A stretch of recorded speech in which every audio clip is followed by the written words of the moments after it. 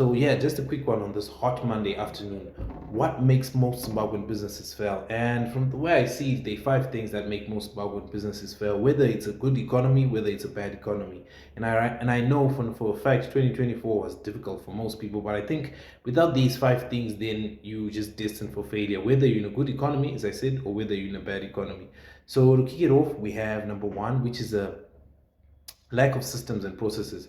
Most Zimbabwean businesses don't have systems and processes to manage their cash, their customers, their inventory, their assets, their liabilities.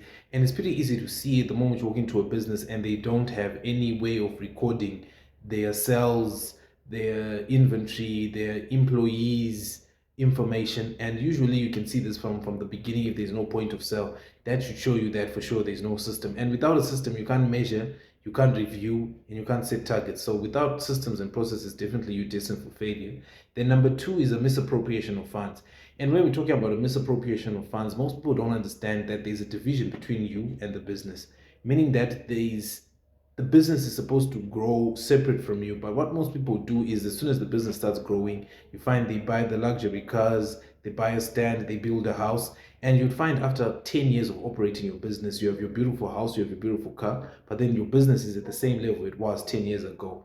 Meaning that if the business had to just close, you would be stuck with the house with no cash flow. And we all know cash is king. So yeah, that's number two. Then number three is an owner-centric business. And when I'm talking about an owner-centric business, I'm talking about a business where all the decisions lie with the owner. Without the owner's go ahead, nothing happens. In the beginning of the business, yes, this is very important, but as the business grows, you find that becomes the business Achilles heel.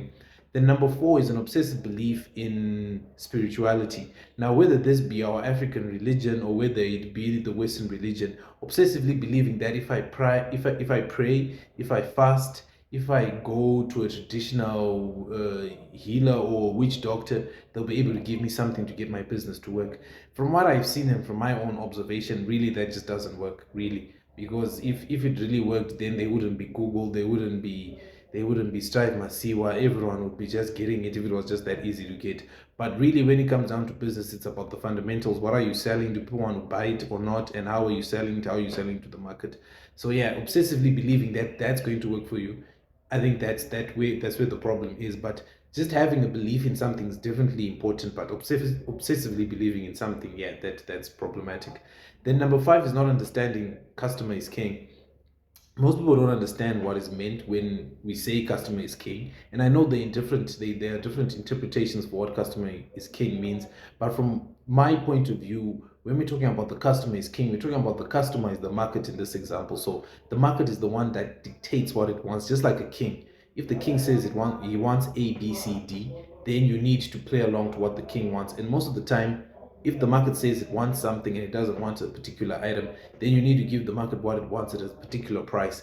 The marketing, the pricing, and how you present it and how you handle your customers, that's just the cherry on top and that's just the sauce you add. But generally, understanding what the market wants and what the king wants and giving the king what he wants is understanding the term customer is king. So, yeah, for me, that's it.